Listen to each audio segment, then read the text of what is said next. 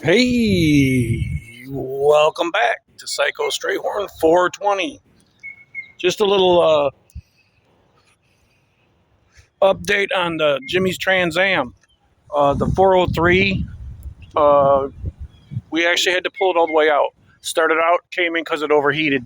Thought it was something simple, looked at it, and it appeared to be coming from between the head, the cylinder head, and the block. So it looked like in that back corner it had a blown head gasket.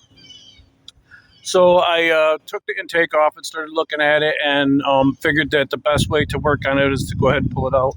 We pulled the motor out, and once we got the exhaust manifolds off, we could see that there was a freeze plug up in the head between the manifold and the freeze plug, or between the manifold and the cylinder head, that you can't even see from up top. And it was actually rusted out, and it was right above where it was leaking, so that was our leak. So we went ahead and took a good look and popped out another one of the small, there's 1.25 and 1.5 freeze plugs on this thing. Oh, and you guys do know that freeze plugs aren't what everybody thinks they are. They are not made to, if it freezes, to pop out to save the block. That's a load of crap. That's just where they poured the metal into the mold. And trust me, it doesn't work. I lived in northern Illinois for a long time, and I'd never seen one pop out the freeze plug that did not crack the block, just in my humble opinion.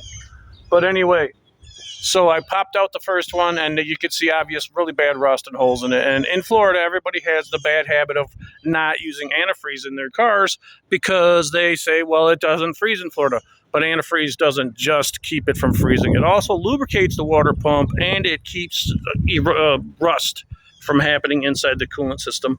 Well, this car's obviously had nothing but water in it for many, many years, and the entire cooling system was pure rust. So we flushed it out the best we could, and we ended up changing not one, not two, but 10 freeze plugs. So we went ahead and just changed them all because I didn't want to take the chance of putting it back in and having to do it again.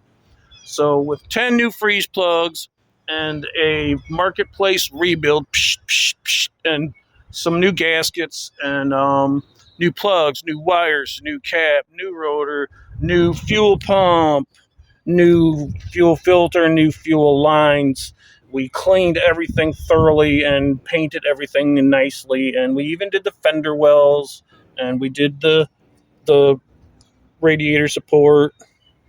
And unfortunately, it's all going to get covered up with the great big shaker scoop. But that's cool because we know what's under there. And I was going to do the first start with everybody watching, and I admit I already started it, but it's no big deal because it started just like this.